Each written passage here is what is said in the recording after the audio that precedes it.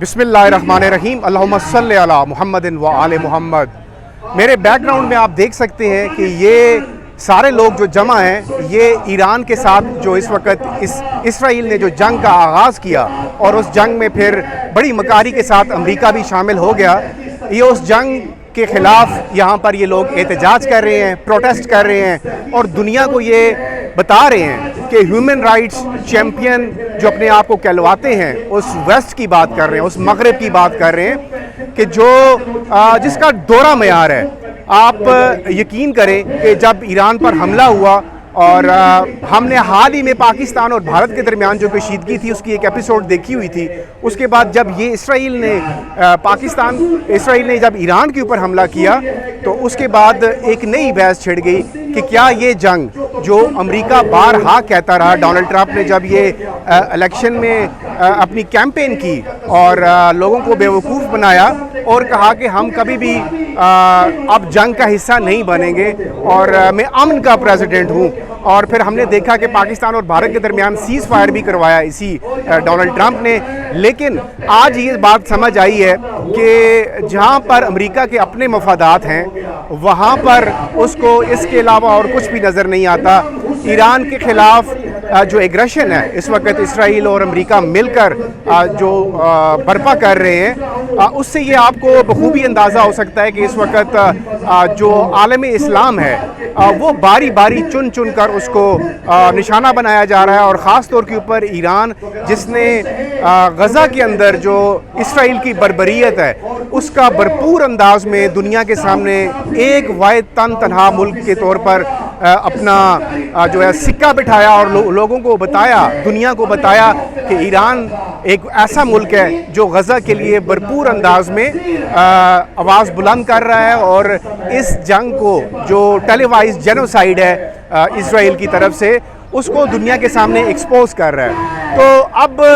یہ جنگ جب امریکہ بھی اس میں شامل ہو چکا، آپ پچھلے ایک ہفتے کا ٹائم لے لیں، اس میں آپ دیکھیں کہ کس طرح ان لوگوں نے امریکن پریزیڈنٹ جو ہے امریکن پریزیڈنٹ ڈونلڈ ٹرمپ یہ کس طرح جھوٹ پر مبنی ایک پروپیگنڈا کرتا رہا اور یہ کہتا رہا کہ ہم اس جنگ کا حصہ نہیں بنیں گے، اور آج صبح ہم نے دیکھا کہ باقاعدہ طور پر ایران کے اوپر امریکہ حملہ آور ہوا، اور اس وقت جو کیفیت ہے خطے کی وہ خاصی کشیدہ ہو چکی ہے۔ اب جلدی یہ انالائز کر لیتے ہیں کہ اب اس جنگ کی جو آپ کہہ لیں گے یہ جنگ کس طرح پھیل سکتی ہے اور اس کا خطے کو اس سے کیا نقصان ہو سکتا ہے۔ امریکہ کے اس جنگ میں کودنے کا مطلب یہ ہو گیا ہے کہ ابھی اس وقت آپ یہ سمجھیں کہ ریجن کے اندر اس جنگ کو ہوا دینے کے لیے ایک کوشش کی گئی ہے، اور جتنے بھی اینالسٹ تھے جن کا یہ خیال تھا کہ شاید امریکہ اس جنگ کا حصہ نہ بنے، لیکن امریکن کی ایک ہسٹری ہے، وہ اپنی مکاری اور عیاری میں بڑے مشہور ہیں، اور انہوں نے یہ ایک دفعہ ایران کے اوپر جو حملہ پہلے اسرائیل سے کروایا، اور پھر جو فرانس ہے، جرمنی ہے اور برطانیہ ہے، انہوں نے ایک ڈرامہ رچانے کی کوشش کی کہ ہم مذاکرات کر رہے ہیں اور ایران کو مذاکرات کی دعوت دیتے ہیں۔ ایک طرف آپ ان کو مذاکرات کی دعوت دیتے ہیں اور ساتھ ہی ان کے اوپر بمبارمنٹ کرتے ہیں۔ تو ابھی جو خطے کے اندر سچویشن ہے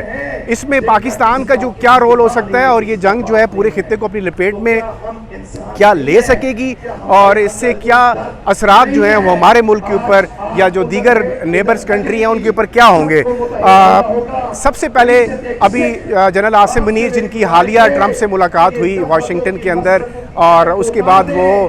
ترکی پہنچ گئے۔ ترکی میں آلریڈی ایرانین فارن منسٹر بھی موجود ہیں اور پاکستان کے فارن منسٹر بھی موجود ہیں، اور باقاعدہ طور پر یہ لگ رہا ہے کہ ایک میسیجنگ جو ہے وہ ہوئی ہے، اور جو پیغام ڈونلڈ ٹرمپ کی طرف سے یقیناً پاکستان اور عاصم منیر صاحب کے بیچ میں اور ڈونلڈ ٹرمپ کے ساتھ میں جو گفتگو ہوئی، اس کے بعد ایک پریس ٹاک میں جو ڈونلڈ ٹرمپ نے بات کی کہ یقیناً پاکستان اس جنگ کے اوپر خوش نہیں ہے، کیونکہ ہمارا پاکستان نے جو موقف اختیار کیا ہے اس جنگ میں وہ بڑا واضح ہے، اور ایران کے اوپر ایک ناجائز حملہ کیا گیا ہے، ان پرووکڈ اٹیک ہے، اور انٹرنیشنل جو قوانین ہیں ان کی یہ خلاف ورزی ہے، اور ایران اپنے دفاع کا حق رکھتا ہے اور جوابی وار کرنے کا حق بھی رکھتا ہے۔ اب جو امریکہ کی طرف سے حملہ ہوتا ہے اس کا جواب یقیناً ایران کے آج فارن منسٹر کی سٹیٹمنٹ آ گئی ہے کہ بھرپور انداز میں انہوں نے کہا ہے کہ اب ایران جو ہے وہ اپنی جو طاقت ہے وہ اس کا مظاہرہ کرے گا اور امریکہ کو بتائے گا کہ ایران کو جو ایک ایزی ٹارگٹ سمجھ کر اس کے اوپر اس کے جوہری تنصیبات کے اوپر حملے کیے جا رہے ہیں ان کا جواب نہ صرف تل ابیب کے اندر ہوگا بلکہ جتنی بھی بیسز ہیں یونائٹڈ اسٹیٹس کی مختلف ملکوں میں المیہ ہے کہ ہمارے اسلامی ملکوں کے اندر وہ بیسز موجود ہیں ان کو ایران ٹارگٹ بنائے گا. تو آپ اس سے اندازہ لگائیں گے کہ جب یہ اٹیکس ہوں گے تو پھر یہ جنگ جو ہے اس کا دائرہ کار پھیلتا جائے گا. اور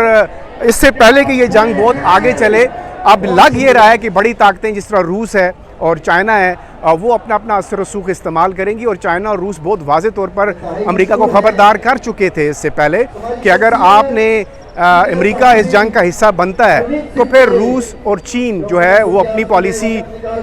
اس حوالے سے واضح کریں گے. اور آج ہم نے یہ سٹیٹمنٹ بھی دیکھی ہے کہ صدر پیوٹن کے لیے جو پیغام تھا ایرانی فارن منسٹر نے اپنی ایک پریس ٹاک میں کہا کہ ان کا بدستور رابطہ ہے صدر پیوٹن کے ساتھ اور وہ آئندہ کچھ دنوں میں روس جا رہے ہیں اور وہاں پر جا کر وہ آئندہ کی جو حکمت عملی ہے وہ روس کے ساتھ ڈسکس کریں گے. تو اس سے آپ اندازہ لگا لیں کہ اب اس جنگ کا جو دائرہ کار ہے وہ پھیلتا ہوا نظر آ رہا ہے. اور اگر چائنا اور روس بھی اس ریجن کے اندر ان کی پریزنس ہے اور وہ بارہا یہ بات کر چکے ہیں کہ ہم خطے میں امن کے خواہاں ہیں اور امن کا خواہاں امریکہ بھی تھا لیکن اس نے جس طرح ایک چالاکی اور مکاری کے ساتھ جس طرح یہ اس جنگ کے اندر داخل ہوا اور ایران کی جوہری تنصیبات کو نشانہ بنایا اس کے بعد اب آپ سمجھ لیں کہ ان تمام ممالک جس میں ترکیہ ہے پاکستان ہے روس ہے اور چائنا ہے ان کو اپنا ایک اہم کردار ادا کرنا ہوگا. اور پاکستان کی بڑی امپورٹنس ہے اس حساب سے کہ اس وقت جو ریجن کے اندر سچویشن چل رہی ہے اس کو خاص طور کے اوپر ایران کے اوپر جو ایگریشن دکھایا جا رہا ہے اسرائیل کی طرف سے پاکستان نے بہت واضح اور دو ٹوک موقف اختیار کیا ہے. اور پاکستان یہ چاہتا ہے کہ یہ کشیدگی فوری طور پر ختم ہو کیونکہ اس کا ڈائریکٹ امپیکٹ ہمارے اوپر بھی ہو سکتا ہے. اب آئندہ آنے والے دنوں میں آپ یہ بات ذہن میں رکھیں کہ اس ریجن کے اندر جس طرح ایران کے خلاف ایک محاذ رائی کی کیفیت امریکہ اور اس کی ناجائز اولاد جو ہے اسرائیل اس نے کریٹ کی ہے تو یہ خطہ پوری اس کی لپیٹ میں آنے کو ہے. اور جو بڑی طاقتیں ہیں جس طرح روس ہے اور چین ہے ان کو اپنا اپنا کردار ادا کرنا ہوگا. اور لگ یہ رہا ہے کہ اب جو ایک الائنس جو ایک نیا بلاک بننے جا رہا تھا وہ اب مزید مستحکم ہوگا اور اس بلاک میں پھر آپ دیکھیں گے کہ یہی ممالک جن کا میں ذکر کر رہا ہوں ان کو وہ اختیارات حاصل ہوں گے. پھر یہ اپنا ایک الائنس بنا کر امریکہ کی جو اس وقت اجارہ داری ہے اس کو ختم کرنے کی کوشش کریں گے. ابھی ایران کے اندر کی سچویشن یہی ہے کہ وہاں پر بھرپور طریقے سے لوگ جو ہیں اپنی حکومت کے ساتھ کھڑے ہیں اور وہ یہ بارہا جو یہ رجیم چینج کا ایک ڈرامہ امریکہ کرنا چاہتا تھا یا اسرائیل کرنا چاہتا تھا وہ بری طرح سے فلاپ ہو چکا ہے. اور جو خواب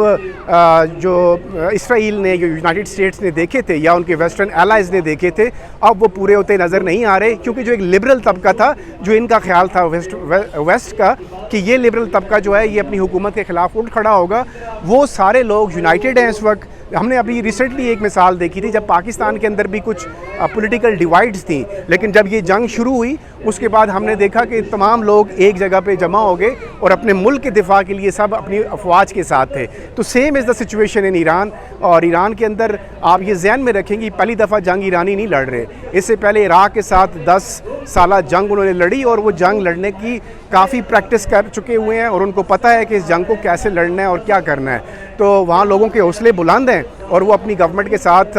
کھڑے ہیں. اور خاص طور کے اوپر اس وقت جب ان کے رہبر خامنائی صاحب بارہا یہ کہہ چکے ہوئے ہیں کہ وہ ایران کے اس دفاعی حساب کو کسی بھی طرح سے اپنے اس جنگ سے وہ پیچھے نہیں ہٹیں گے اور آئندہ آنے والے دنوں میں ایران اپنے دفاع کو مزید مستحکم بنانے کی کوشش کرے گا. اور جو ابھی تک اس وقت ریجن کے اندر جو صورتحال بن چکی ہوئی ہے اس میں جو ایران کی اس وقت ریزسٹنس ہے اس نے یہ ثابت کر دیا ہے کہ ایران کو جو لوگ بہت ایزی لے رہے تھے جو ان کے بارے میں یہ خیال تھا کہ اتنا عرصہ سالوں سال کی سینچریز سے ان کے اوپر جو پابندیاں لگی ہوئی ہیں وہ جو ہیں ختم،